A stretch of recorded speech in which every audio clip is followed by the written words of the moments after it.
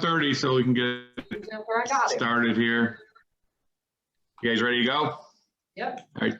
Pursuant to the Illinois Attorney General's guidance to public bodies on the open meetings act during the COVID-19 pandemic day, July 2nd, 2020, county board members may participate without being physically present in compliance with the established provisions. We do have one person at the meeting site, so we can do this remotely. Call the meeting to order and take a roll call. Laura. Desart? Here. Echo? Here. Garcia? Here. Krajewski? Here. Rutledge? Here. Tornatori? Here. Okay, do we have anybody sign in for public comment? No public comment. Okay, move on to chairman's report. I do not have any report today. We'll get a motion to approve our minutes January 19th, 2021. Second. Any questions, comments, additions, deletions? If we do a roll call, please. Desart? Aye. Echo? Aye. Garcia? Aye. Krajewski? Aye. Rutledge? Aye. Tornatori? Aye. Okay, motion carries. Minutes are approved. We'll move on to our administrative update. I don't know if Dr. Hannock or Laura, which one you want to go first? Dr. Hannick's still on? Yes. There Oh, there she we is. go. Yes, she is. I can start.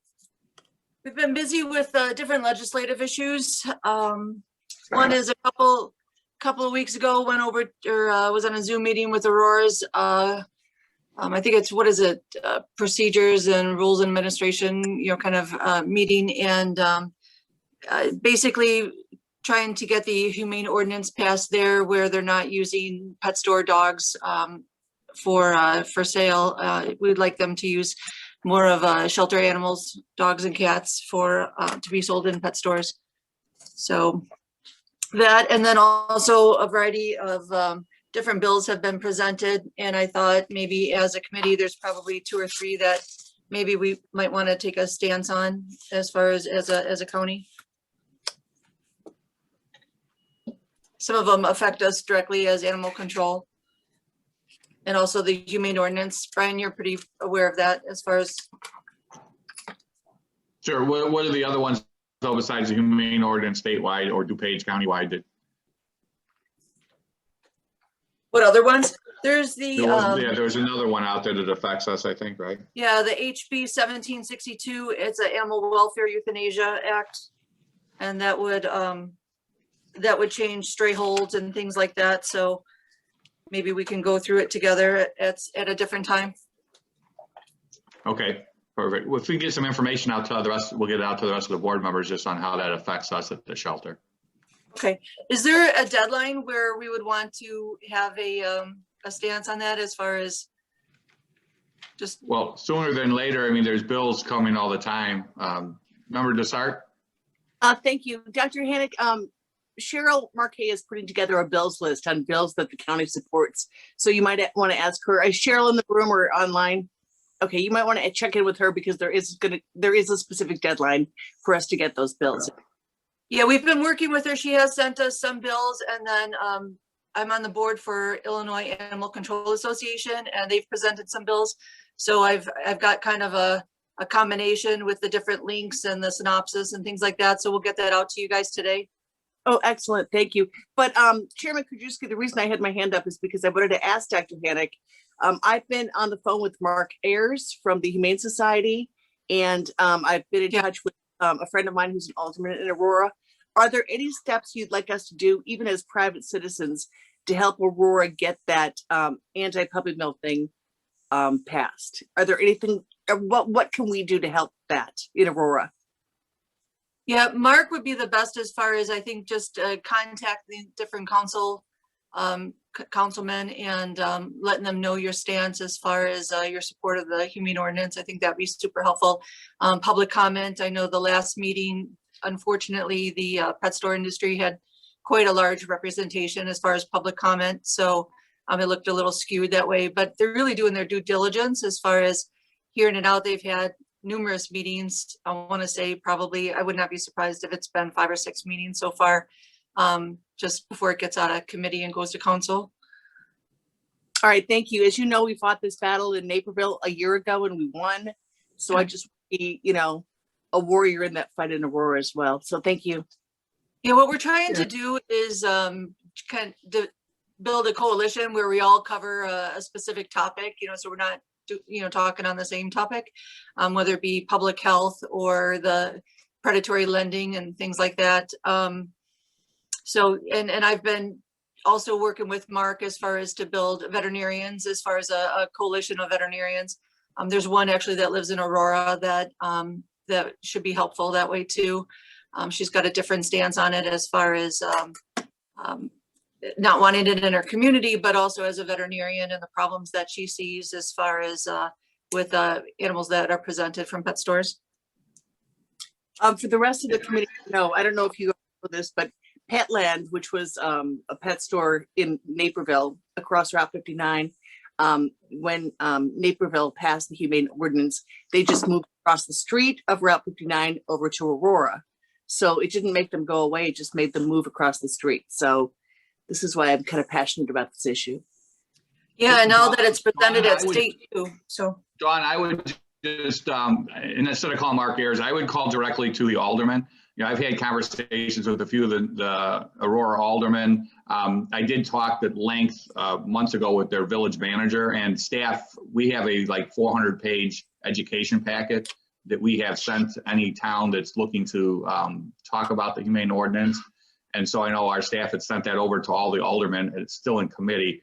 I've had conversations with a couple of the aldermen at the committee level. I mean, it looks like it's going to get out of committee, but when it gets to the committee of the whole, but I would call directly, especially with your contacts, call directly to the aldermen and have conversations with them. And I've been stressing the unanimous support from DuPage, not only this year, last year, but the last 5 or 6 years, in addition to all of the different towns in DuPage that have passed it.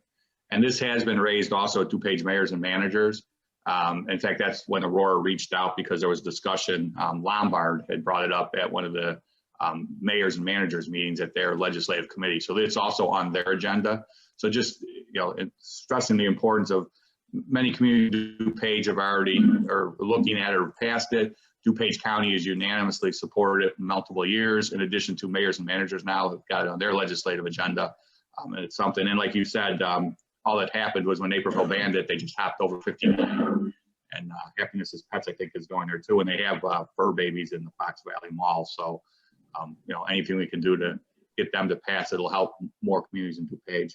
And there is a bill in Springfield regarding, banning it statewide. And then the other big one is the predatory lending that we've seen come through our doors. And there is a bill down in Springfield regarding that one too. And there have been, and I believe the one in Naperville that's moved to Aurora has been fined already. I think the state has issued some fines with some of the lending that they've discovered. Yeah, that's HP 0572. I'll send that out. And and then the pet store one, as far as the humane ordinance, HB 1711. So again, I'll send that out so you guys have that. And I guess what else, Brian? Like witness slips, I guess, as individuals we can send it, and then if we take it as committee, we can do it as. Well, for the predatory lending, I think we want to bring that to our committee. We'd like to add our support to that bill down Springfield. We've seen, the people who've surrendered animals at our facility who have, 140% interest rate, with the interest that they charge at those stores, and clearly the people that can't afford it either. So I think we would want to bring that through committee and add that one. We already have the other one on our legislative agenda. Thank you. Laura? Yeah, so normally this time of year, we're gearing up to host everybody for our volunteer appreciation event. It's our one big luncheon of the year. With COVID, that's obviously not happening, but our team's been busy trying to plan a virtual event. If you guys want to mark your calendars, and we'll get something out for April 21st. It's going to be a Wednesday evening. We've got a lot of fun things that we're planning for a virtual celebration of our volunteers and everything that we've accomplished in 2020. Our volunteer program, we do still have people coming in. However, we don't anticipate being back into full swing. Even maybe this year. We'll have to see what the fall brings us and what our animal population looks like. In terms of onboarding new volunteers, we also expect that might not be happening until the end of the year, or possibly the beginning of next year. So We are almost done closing out the 2020 rabies tax season. I'm pleased every year. It seems like we get more and more efficient with the process of follow-up with the veterinarians, making sure that they've returned their unused tags, done an audit of any unused or unaccounted for tag numbers. And as you guys know, you helped us pass the ordinance change where they're prepaying for their tags now. So we've had to put some new processes in place so that we can still run reports to make sure that we're still getting the certificates back. Despite the fact that they're paying for the tags, it's very important that we get those certificates. So I've been really pleased with how we're going. We should be finished with that by the end of this month, which is ahead of where we were last year. And we've already started seeing some of the new year 2021 remittances coming in. It's a little light right now, which is to be expected, I think, especially because of the weather, but it's interesting to see our revenue numbers are significantly up because of the whole prepay situation. So I'm really pleased with how all that changed. And so I appreciate the committee's support on that. Laura, regarding that, and good job with all the work. How has it been? I know we had some veterinarians that were, struggling at the beginning or upset with how it was going. Have we pretty much worked that all through with them?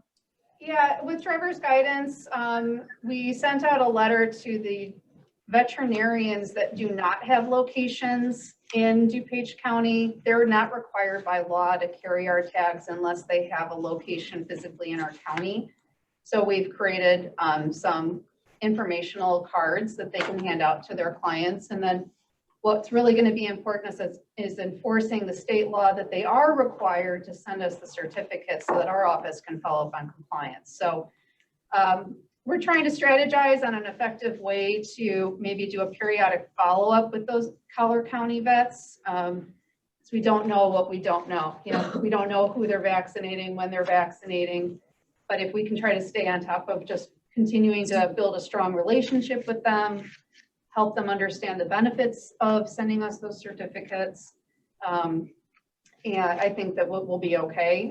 The vets that were in our county that we're struggling with the prepay, we've tried to be a little flexible with them as they're putting new processes in place. So many of them have corporate offices that they have to do check requisitions to. So we've allowed some flexibility in getting their tags out to them so they can still service their clients while they're trying to get their new processes in place. So it's been good. Yeah. And then I also did want to share that we celebrated on Friday, Animal Control Officer Barbara Anthony celebrated 15 years with us. Her work anniversary was on Saturday. And it's a big accomplishment to be here at the county in this type of job too for that long. So we celebrated that. And, our population continues to be low. Our focus really has been still trying to identify what are reasons why animals are showing up in the shelter, and then how do we take a solutions-based approach to either keeping them out of the shelter, finding alternative outcomes, solutions for people's problems, and then once they are in our care, what are our pain points, and how do we start addressing those so we can shorten their length of stay with us. And so yeah, we've been busy. Oh, you're muted. Can't hear you, Brian. Thank you, Laura. Is that it for the administrative update? Yes. Okay, we'll move on to our number 7, our strategic initiatives for 2021. So each year we've set some goals, and we appreciate the county board office's direction in helping us to align those goals and initiatives with the broader county plan. So what this document outlines is, what are the things that we're hoping to accomplish this year? How are we going to be doing that? And how does that roll up into what the county's strategic imperatives are? So if you have any questions about what some of our initiatives are this year, I encourage you to talk to Dr. Hannick and I. What this plan does, that it then allows us to go to our different team members to figure out what projects they're going to be prioritizing this year, in addition to just the daily customer and animal care that we do. And I think that, we've already started kind of getting a head start. We've got some clinic dates already set. Still not kind of knowing what COVID is going to bring us. We're kind of moving forward as normal. So if anybody has Great. questions, Thank you. happy to field those. Anybody have questions on the strategic plan now, the 2021 strategic initiative? All right. Seems there are none. Move on to the old business. Hold on, we got one. Sheila? No, Paula. Me. Paula. Me, just a quick comment. I mean, I did a tour over at the Animal Services, and they are in desperate need of larger buildings. So we need to get behind this definitely. They're busting out the seams. So I just wanted to make that comment on there that's something that we definitely need to get behind in terms of the strategic initiatives. Thank you. Mr. Chairman. Sure, Grant. Yeah, that sort of raises a subject that I was going to ask, but I forgot to. A year or so ago, we had some conversation about fundraising, and just didn't. I know Ashley was involved in that, and I just didn't know where it went. I'd be happy to give you an update. So DuPage Animal Friends, for those that haven't been on our committee before, might not be familiar with, they are our 501c3 charitable organization that supports our efforts at the county here. They've recently voted on some new leadership. They're reviving their committees, and we have actually some points in our strategic plan here about how we're going to be involved with them moving through the recommendations of phase 1 for fundraising that have been presented to us during that study. COVID has kind of turned a little bit of that on its head, but I'm encouraged by the leadership now that we have at DuPage Animal Friends, and them onboarding some more people to help support that fundraising effort. So it's something that I'm pretty knee deep in. I guess my question is, we had looked at preliminary expansion plans and come up with some number about what it was going to take to fund. And then my understanding was that the funding that the not-for-profit was going to do was sort of contingent on the county also committing X number of dollars to be able to do that. I don't think the county's necessarily in a position to do that anymore. So I don't know if we're looking at the same expansion plans we were looking at before, or are we just hoping to raise some money and then a couple years down the line re-examine exactly what those expansion plans might be? I think Grant, the consultant that came back told us that basically Animal Friends wasn't up to par for raising the 12 million, $10 million. But they had put some plans in place for them to do some work. Our goal was to put together a development fundraising committee that was going to raise private funds, in coordination with Animal Friends. I don't think we were ever contemplating the county putting any money in. If it was, it would be money maybe from the Animal Services reserves, but not county money. So, we're sitting on, a fair amount of reserves just currently in our Animal Services committee, but I don't think we were ever committing any regular DuPage County funding to it. And Laura and I have been meeting with Tim Harbaugh and Jeff Mattson, the architect, as far as to see how we could still get this done, maybe breaking it into different phases, one that might be more immediate and then ones that aren't, could be done at a later time as funds are available. So we're rethinking about the size of it and segmenting it and doing it in different phases. So. Yeah, well, I just talked the other day to Nick, and there's some expansion plans across the street for the whole county. They're working on some of that. So they're talking about the parking now, which would be, I think they're looking to move forward with that for the west side campus, which would just feed into what we want to do long-term anyways for our parking.